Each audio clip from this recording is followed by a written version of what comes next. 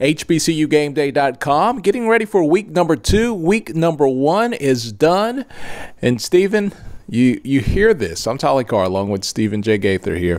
You hear this everywhere, no matter what conference it is. Don't overreact after week 1.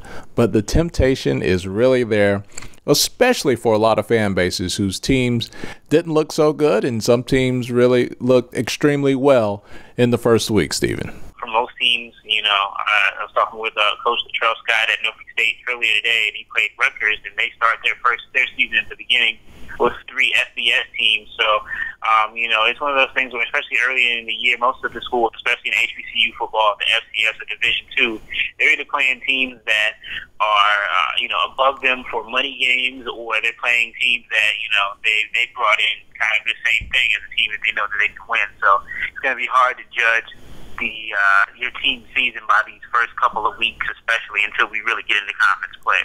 Well, Winston-Salem State in the CIAA was picked to win the conference. They started out the season out of conference at UNC Pembroke. That was a game that I went to, and for the first half, the first quarter, the Rams looked like they were as advertised. They marched down the field. I think they held UNCP to a 3-and-out, maybe their first 2 to 3 possessions. And then after that, the game totally switched on an interception that the new quarterback, Rod Tinsley, threw. And after that, it was seemingly just all downhill for the Rams. They ended up losing 17-7, and a lot of Ram fans, the biggest conversation ended up being about the helmets as opposed to their success on the field. Right, yeah, the helmets, it's funny you mentioned that. Put that post up just right before the game came on, because they literally didn't reveal it until right before the game was about to start. And we are, almost, as we talk now, almost a week away from when they were released, and they're still garnering a lot of controversy within the fan base itself. They've got it's pretty gaudy. They got the big Ram on there. They've got the state of North Carolina. That's the really controversial thing. The state of North Carolina with WSSU and the initials, but so that's a whole controversy in itself. But on the field, like you said, Winston-Salem State, they went to UNC Pembroke, where 2 years ago they opened the season with a loss as well. That year they ended up going 10-2, running the table in the regular season and winning and going to the playoff. This year, though, different coach, different players, different cast of characters, a lot more youth there. So it's going to be a challenge. Winston-Salem State, they're facing a very real possibility of being 0-3 at the end of their non-conference schedule, because they have to go down to Ardagh State this week, which of course beat them in the 2012 championship and beat them last year, and then also Tuskegee, the defending SIAC champ, and a team that WSSU has beaten the last 2 years, but they are definitely looking to get revenge down in Tuskegee, where this will be the first time they've played in there in a while. So yeah, a lot of new players. So it's going to take some time for this team to gain some cohesion and really start to play together like a team. But it won't be easy. 3 tough road games to start out the season, and really actually 4. After they're done with Tuskegee, they're at Elizabeth City State. Maybe not as tough, but being on the road is tough nonetheless. Stephen, you last weekend were at North Carolina Central and St. Aug, and that score, I don't even think even the biggest Central supporter would have guessed that game would have turned out like it did. Yeah, I was at the game. A lot of anticipation for the season. This is Coach Matt's second year there. They got the pieces of the championship last year, and they're hungry for more. I saw them in their camp this preseason, and those guys look like they were on another level as far as conditioning versus some of the other camps that I went to. They were just wall-to-wall motion, and you saw it pay off against St. Aug. They just jumped on those guys from start to finish. St. Aug got the kickoff first, and they were 3-and-out, and then they block a punt and score, and it was just all downhill from there.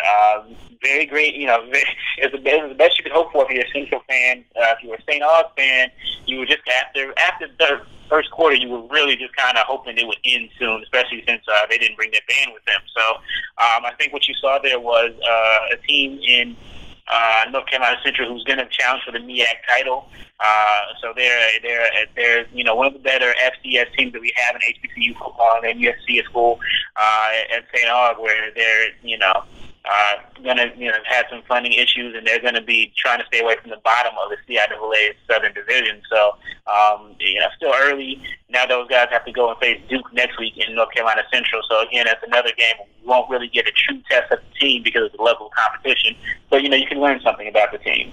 Yeah, there may have been a year where you could have said, hey, Central will be really, really competitive against Duke, but this isn't your father's Duke. This is more like the old Steve Spurrier Duke teams. They are doing a really good job the last couple of years in the ACC, so it's going to be a tough day for North Carolina Central. They're going to have to bring all that and then some. We go further up the road there, North Carolina A&T. With an old school rival there, with Shaw. They have some history from way back. But good to see Shaw and A&T on the field together, and really no problems for the Aggies last weekend. Nah, not at all. They did what they were supposed to do. They came, they won big. Now Shaw did keep the game close early. Surprised a lot of people. They scored first, and so they did fare a little bit better than the neighbors in Raleigh. But again, a solid win. They got for A&T. It's kind of it's kind of like a chance to get to see some of the guys who you wouldn't see this early in the year. So it was a good tune-up for those guys.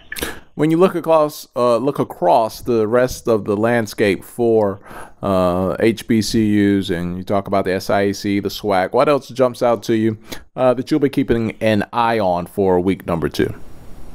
Right. Well, week number 2, the SWAC, just like the MEAC, they played a lot of out-of-conference games, a lot of FBS games.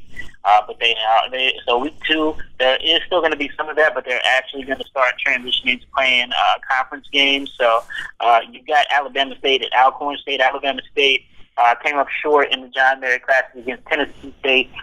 They will be at home for the first game of the Brian Jenkins era, so we'll be keeping an eye on that against the defending SWAC champs who lost their money game to Georgia Tech last week. So they'll be looking to get in, to make a statement in the SWAC. Then also you've got another out-of-conference matchup, but one to watch is going to be Bethune-Cookman and Grambling.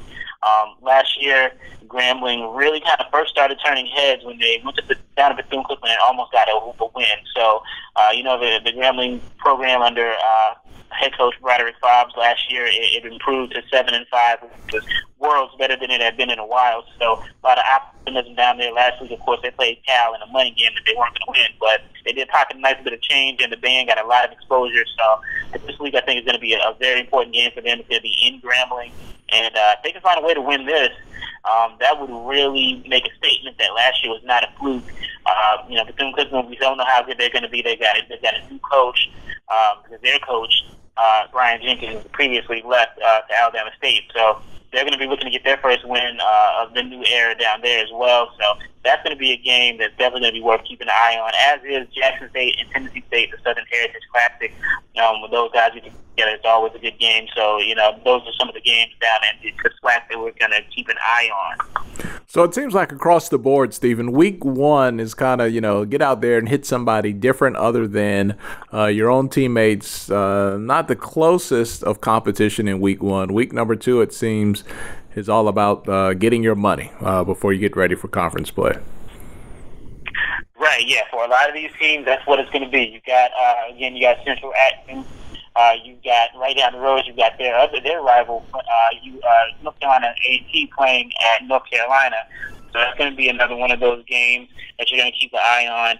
And down in Division 2, you actually are going to have some more. You're going to have some more matchups with teams with teams within the same conferences down in the CIAA. One we'll also be keeping an eye on is Virginia Union and St. Aug. Virginia Union got a big win out of conference last year. They got a lot of transfers, and again, they're a team that we're going to be watching all year. So we're going to definitely see what they in St. Aug. Now, if they are able to beat St. Aug, half as well as North Carolina Central was, then there's a real good chance that Virginia Union is going to turn a lot of heads again. All right, well, week number 1 is in the books. Remember, fans, do not overreact. You're not as bad as you think you are. You're probably not as good as you think you are as well. Still a lot of football to go. Stephen J. Gaither, we'll talk to you next week, buddy. right, our pleasure. Have a great weekend, and we'll be watching and see what goes on with the games. For Stephen J. Gaither, I'm Tolly Carr, HBCUGameday.com.